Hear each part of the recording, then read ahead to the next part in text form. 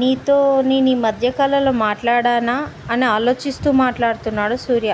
అంతగా ఆలోచించకురా, ఈ మధ్యకాలంలో కాదు, నువ్వు నాతో మాట్లాడక చాలా కాలమైంది. నాకు నీ గురించి ఎలా తెలుసు అంటావా?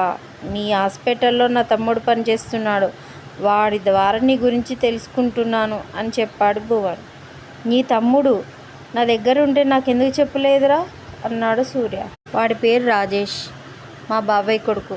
వేసవి సెలవుల్లో మన ఊరికి వచ్చేవాడు, గుర్తులేదా? సరే, ఈసారి గుర్తుపెట్టుకుంటాను అన్నాడు సూర్య. అంత అవసరం లేదు, అంత కష్టం నీకొద్దు. ఎందుకంటే వాడికి నువ్వంటే ఇష్టం, అభిమానం ఉంది. వాడు గుర్తుపెట్టుకుంటాడులే, కానీ నువ్వు ముందైతే ఇండియాకు రా. నేను రాలేనురా అన్నాడు సూర్య. నువ్వు ఇండియాకు రావాలి, రాకపోతే ఇది నా చివరి కాల్ అవుతుంది. నీ జీవితంలో నేను ఒకడిని ఉన్నానని మర్చిపో.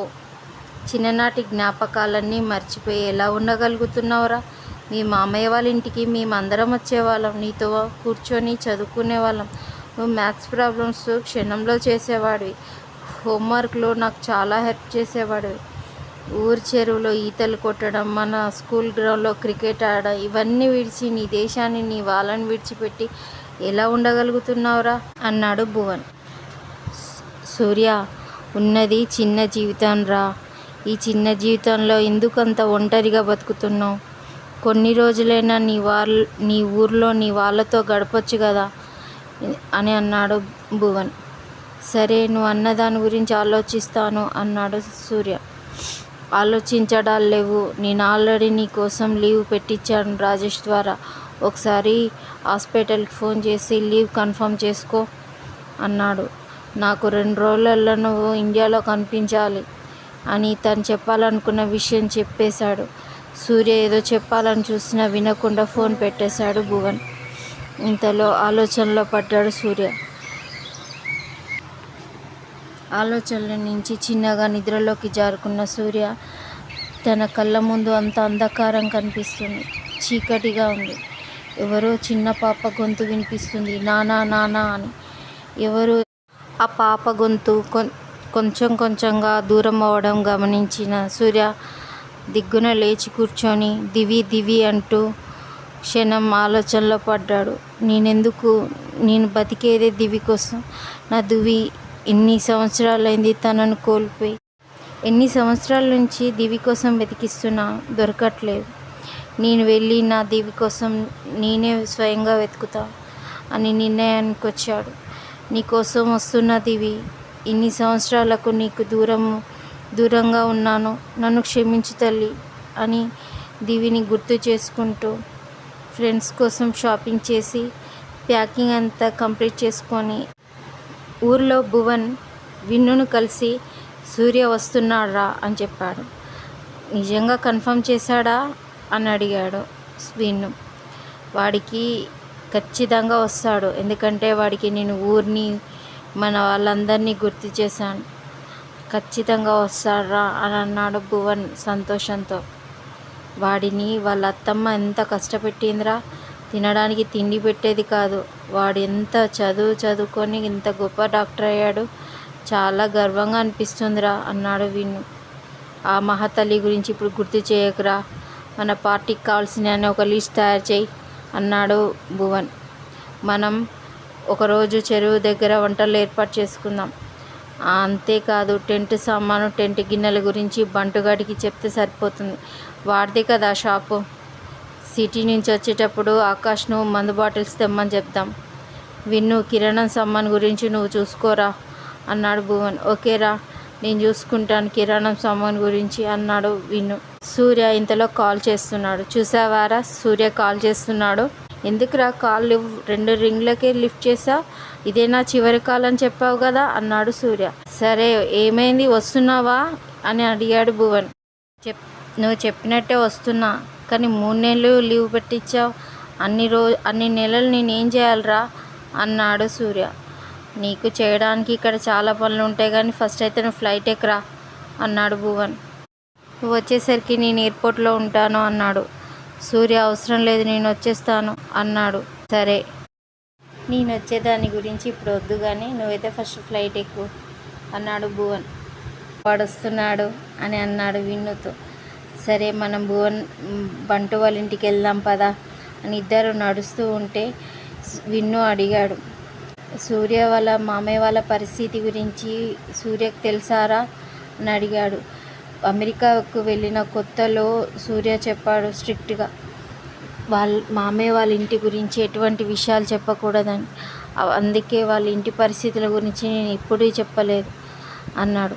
అయినా వాడు వస్తున్నాడుగా, వచ్చాక తెలుస్తుందిలే, అందుకే ఏం టెన్షన్ పెట్టలేదు భువన్ చెప్పాడు. వాళ్ళ మామయ్య ఎప్పుడన్నా కలిస్తే సూర్య ఫోన్ చేస్తున్నాడా బాబు, ఎలా ఉన్నాడట, ఇండియాకి వస్తున్నాడా అని అడుగుతారా? గత 5 సంవత్సరాలుగా ఎప్పుడు అడుగుతూనే ఉంటాడురా, నన్ను కూడా అడుగుతున్నాడురా. ఇంతలో బంటు ఇల్లు వచ్చింది. ఎదురుగా బంటు నడుచుకుంటూ వస్తూ ఏంట్రా ఇద్దరు వస్తున్నారు అని నవ్వుతూ పలకరించాడు. విన్ను చెప్పాడు సూర్య వస్తున్నాడురా అని. మీరు నన్ను ఆట పట్టియటం లేదు కదా అన్నాడు. పట్టిస్తే మటుకు నా చేతిలో అయిపోతారు అని అన్నాడు బంటు. ఏదో బక్క ప్రాణాలరా, నువ్వు చెయ్యి అలా విదిలించినా చాలు ఎక్కడనో పడిపోతాం, నీతోటి మాకు జోకులేంట్రా అని నవ్వుతూ అన్నాడు భువన్. మధ్యలో విన్ను కల్పించుకొని అరే బంటు నిజంగానే సూర్య వస్తున్నాడురా అని చెప్పాడు. వీళ్ళు ఇలా మాట్లాడుతూ ఉండగా ఒక బండి వచ్చి ఆగింది. ఇంద్ర వరుణ్ ఏంట్రా ఏదో మీటింగ్ పెట్టినట్టున్నారు అన్నాడు ఇంద్ర. వాళ్ళ వాట్సాప్లో చూశాను, ఇది గెట్ టుగెదర్ పార్టీ గురించి పెట్టారు అనగానే విన్ను చెప్పాడు సూర్య వస్తున్నాడు రా. అవునా సూర్య వస్తున్నాడా? అయితే సూర్య వస్తున్నాడు, మనం హైదరాబాద్కి ఎవరెవరం వెళ్ళాలి అనే దాని గురించి మాట్లాడుతున్నాం, మేము వచ్చామన్నాడు భువన్. సూర్యని చూడక చాలా కాలమైందిరా, నేను వస్తానన్నాడు ఇంద్ర. అంటే ఫ్యామిలీ కూడా వస్తుందా అన్నాడు వరుణ్. లేదురా మన వాళ్ళ మామయ్య వాళ్ళ ఫ్యామిలీకి అసలు తెలియదు వాడు వచ్చేది, ఓన్లీ మన ఫ్రెండ్స్ వరకే వెళ్తున్నాం. అయితే నేను వస్తాను, ఎప్పుడో గోవాకి వెళ్ళినట్టు గుర్తుంది, ఇంతకాలానికి ఇంత మంచి అవకాశం వస్తుంది, నేను వదులుకుంటానా అని వరుణ్ రెడీ అయిపోయాడు. అయితే మనం వెళ్ళడానికి ఒక వెహికల్ కావాలి అన్నాడు భువన్. మనం అందరం పట్టాలి, వాడు వచ్చేటప్పుడు వాడి లగేజ్ ఉంటుంది కాబట్టి కొంచెం పెద్ద బండే తీసుకుందాం అన్నాడు భువన్.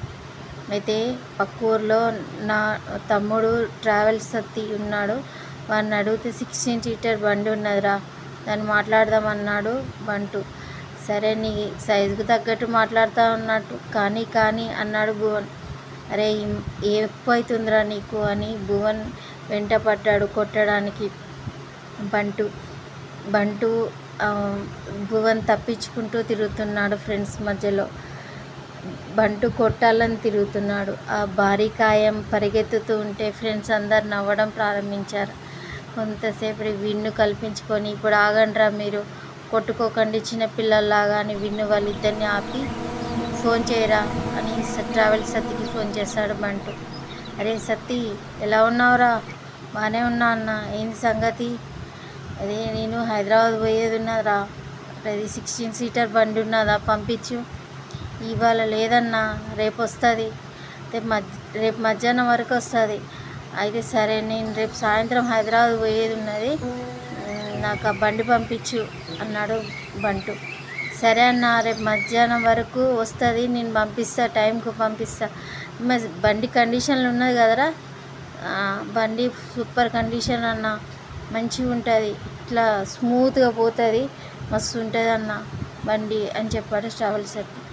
సరే టైంకు పంపించని అందరూ ఫోన్ పెట్టేశాడు బంటు. అందరు విన్నారు కదా అన్నాడు భువన్. మనం అందరం కలిసి మన పనులు కంప్లీట్ చేసుకొని రేపు సాయంత్రం ఇక్కడికే బంటు వాళ్ళ ఇంటి ముందుకు వచ్చి నిలబడదాం, ఆ బండి ఎక్కుదాం అని చెప్పాడు భువన్. తర్వాత అందరూ కలిసి వాళ్ళ పనులలో వెళ్ళిపోయారు. తెల్లారి ఉదయం అన్ని పనులు కంప్లీట్ చేసుకొని సాయంత్రం వరకు వచ్చి నిలబడ్డారు. ఎంతసేపు వెయిట్ చేసినా ట్రావెల్స్ సత్తికి ఫోన్ చేస్తే ఫోన్ ఎత్తాడు, ఆ బండి రాదు.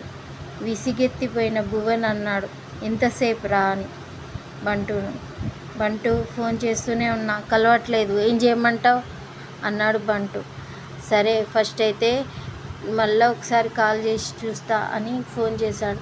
ఇంతలో ట్రావెల్స్ సత్తి ఫోన్ ఎత్తి వస్తుందన్న బండి 5 నిమిషాలు 10 నిమిషాలు 5 నిమిషాలు 10 నిమిషాలని అరగంట నుంచి నువ్వు ఇదే చెప్తున్నావురా, కానీ బండి వస్తలేదు, మధ్య మధ్యలో ఫోను ఎత్తడం లేదు, మేము హైదరాబాద్ వెళ్ళాలిరా అన్నాడు బంటు. వస్తుందన్న, అదే ట్రై చేస్తున్నా, దాన్ని స్టార్ట్ చేసే ప్రాసెస్లో అనగానే బంటు ఏంటి స్టార్ట్ చేస్తున్నావా అని ఆశ్చర్యం. లేదన్న, అది వస్తుంది, 10 నిమిషాలు అంటే 10 నిమిషాలు వచ్చేస్తుంది అన్న అని చెప్పాడు. సరేరా, మనిషి అన్న వాళ్ళకు ఓపిక ఉండాలి, బండి 10 నిమిషాలలో వస్తుందట, ఉండు ఓపికగా అన్నాడు బంటు భువన్. ఓపిక గురించి అని ఏదో అనబోతుంటే విన్ను కల్పించుకొని, ఇప్పుడు ఆగండ్రా, మీరు ఇప్పుడు పరిగెత్తకండి, బండి వస్తుంది, మనం హైదరాబాద్కి వెళ్ళాలి అని అన్నాడు విన్ను. ఇంతలో ఇలానే ఉంటే సూర్యనే మనకి ఎదురుగా వస్తాడ్రా అని అన్నాడు విసుగ్గా. ఆఖరికి వీళ్ళ బండి వచ్చి ఆగింది. అందరూ మందు బాటిళ్ళు, వేయించిన జీడిపప్పు, పల్లీలు అన్నీ రెడీగా పెట్టుకొని డీజే సౌండ్తో ఫుల్ చెవులు పలిగిపోయే సౌండ్లు పెట్టి సాంగ్స్ పెట్టారు. భువన్ విన్ను డ్రైవర్ పక్కన కూర్చున్నారు. మిగతా వాళ్ళంతా వెనుక. ఫుల్ మందు, ఊరు దాటంగానే మందు బాటిల్స్ ఓపెన్ చేసి మందు తాగుతూ ఆ పాటలతో పాటు వాళ్ళు గట్టిగా పాడుతూ చాలా ఎంజాయ్ చేస్తూ పోతున్నారు. మధ్యలో భువన్ వచ్చి అడిగారు, ఇంద్ర మీరు తాగరారా? లేదురా జర్నీ ఇవాళ నడవని, రేపు పొద్దుగాల సూర్య వచ్చినాక చూద్దామని అన్నాడు. వాళ్ళిద్దరు తాగకుండా డ్రైవర్ పక్కన కూర్చొని ఉన్నారు. ఇంతలో విన్ను అడిగాడు భువన్, మనం ఏదైనా తీసుకుపోయేది ఉంటుందారా? మనం తీసుకుపోయేది ఏముంటుందిరా వాడికి అని ఆలోచనలో పడ్డారు. ఇంతలో పూల మార్కెట్ కనిపి ఇక్కడ సూర్య ఫ్లైట్లో కూర్చొని ఉన్నాడు. చాలా సంతోషంగా అనిపిస్తుంది, గాలిలో తేలుతున్నట్టుంది తన మనసులా. చాలా సంవత్సరాలకు తన సొంత ఊరికి, దేశానికి వెళ్తున్నానని ఫ్లైట్ కన్నా వేగంగా తన మనసు తన ఊరికి ప్రయాణం చేస్తుంది. తార ఎలా ఉంది, ఇప్పుడు బాగుందా అని భువన్ అడగాలనుంది, కానీ అడగలేకపోయాడు. మొఖమాటం, కోపం, మిళితమైన భావం. అయినా నాకెందుకులే, అయినా మనసులో ఎటేటో వెళ్తుంది, ఏవేవో జ్ఞాపకాలు సూర్యకు వస్తున్నాయి. ఓ రోజు మెల్లగా దగ్గరికి వచ్చి నిలబడింది తార. 2 చేతులు వెనక్కి పెట్టుకుంది. నీకోసం ఒక గిఫ్ట్ తెచ్చాను సూర్య అంది. ఏంటో చెప్పు అంది నవ్వుతూ. నువ్వు నాకు గిఫ్ట్ తెచ్చావా అని సూర్య ఎక్సైటింగ్గా ఏంటిది అని దగ్గరికి వచ్చాడు. ఆమె చేతులు ముందుకు పెట్టింది. చిన్న పొట్లం ఉంది ఆమె చేతిలో. విప్పి చూడు అతని చేతిలో పెట్టింది. జాగ్రత్తగా ఆమె చేతిలో పొట్లం విప్పి చూశాడు. పింక్ కలర్ కాగితంలో తెల్లగా మెరుస్తున్న వెండి గొలుసు, సూర్యకిరణాలతో ఉన్న సూర్యుడి లాకెట్. చాలా బాగుంది. ఆరెంజ్ కలర్ రాయి మధ్యలో. ఎంత బాగుంది. అంత ఖర్చు పెట్టి ఎందుకు తీసుకొచ్చావు? అత్తమ్మకు తెలిస్తే కోపం వస్తుందేమో అన్నాడు సూర్య.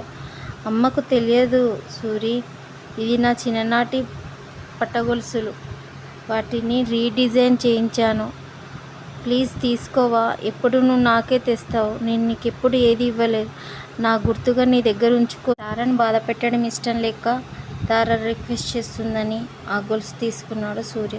తార జ్ఞాపకాలతో కొట్టుకుపోతున్న సూరికి ఎవరో చేయి పట్టుకున్నట్టు అనిపించింది. సూరికి చల్లగా సున్నితంగా ఉన్న ఆ చేయి స్పర్శతో కళ్ళు తెరిచి చూశాడు సూర్య. ఎదురుగా ఒక చిన్న పాప సూర్యకు చాక్లెట్ ఇస్తుంది.